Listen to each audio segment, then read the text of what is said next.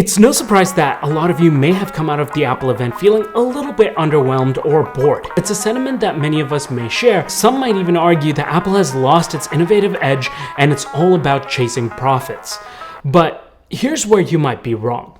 This video might ruffle some feathers. Okay, so let's unpack all of this. Firstly, why is Apple so boring? iPhones boast the largest market share in the world. This means that there's a lot more at stake for Apple to make a truly radical move. A single decision that backfires could tip the scales in favor of their competitors who are already planning for succession. I kind of liken it to sports, like when a team is at the top and they can't let go of the pedal and they don't want to change the strategy too much because what you're doing is already working and you're winning the game. So by doing something different, you could potentially jeopardize that winning formula that you already have going. As if you're already losing by a few points, it's much easier to take risks and try something different because you don't have anything left to lose. And this is a similar situation that Apple's kind of in right now. Apple has to tread carefully, whereas other brands under the Android umbrella can actually take risks because there's as many variants out there as species of animals in the world. Don't fact check that. Even the whole USB-C debacle, am I happy that iPhone finally has USB-C? 100%. It's been a sore point for me for a long time, but if you were out here thinking that Apple is going to rely on Lightning as its future, I think it's pretty short-sighted. It's easy to see that Apple's been focused heavily on building out their MagSafe infrastructure, which is still in its infancy stage, but between the two, it's already my favorite charging method. It currently has some inefficiencies such as the heat dissipation and the loss of charging efficiency related to wireless transfer, but my money is all in on MagSafe, and that has always been the end game. This whole issue where they had to adopt USB-C in order to sell their iPhones in the European market is an inconvenience in the grand plan, albeit a very welcome inconvenience nonetheless, which I am very grateful for personally. Let's talk about what has actually changed here, because I know a lot of people are complaining that there aren't any substantial changes, and I mean, I kind of sympathize with that as well. We have what? Dynamic island, contoured edges, new colors, last year's Pro Series camera and chip inside the new iPhone 15 and 15 Plus,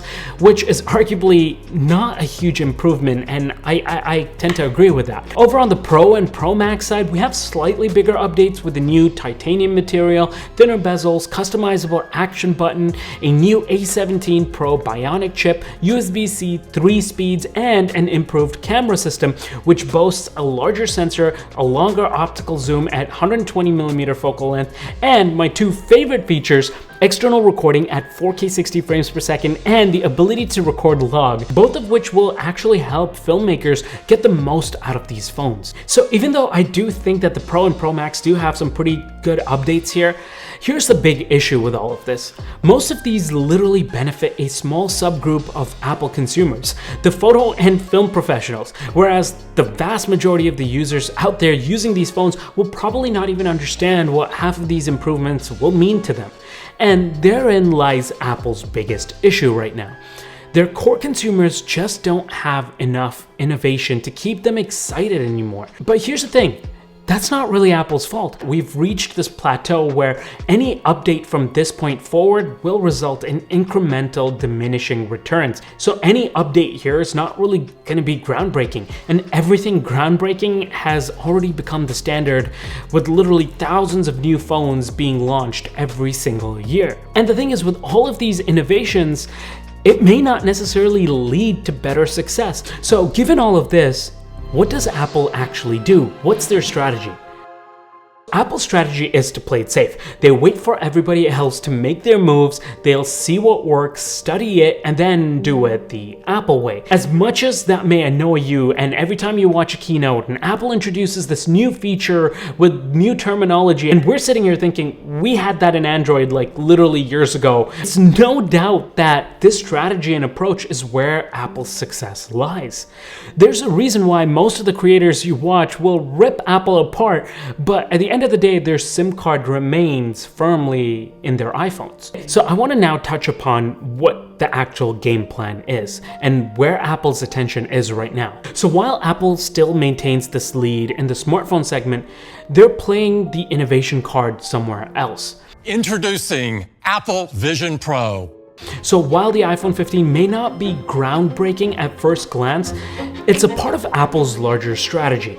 You can see this with their implementation of spatial video capabilities with the iPhone camera on the Pro models. Apple is all in on virtual reality. Can you imagine people wearing something like the glasses that I have on my head, but they have all the information and apps and, social media and messages and maps and everything just literally in their view that they can see, much bigger and better than having it on a smaller phone display? This is Apple's actual bet for the future, which is frankly why they don't care about lagging behind in innovation in the smartphone space. They're not thinking about the next 2 to 3 years, they're thinking about the next decade, which is why I think a lot of us are left complaining in this space and honestly just aren't able to see the bigger picture. Apple Vision Pro is coming out early next year, and we're going to see exactly where Apple's priorities currently lie. It's either going to be a transformational moment that will feel like the original iPhone being born all over again, or it could end up costing Apple the throne that they currently sit on.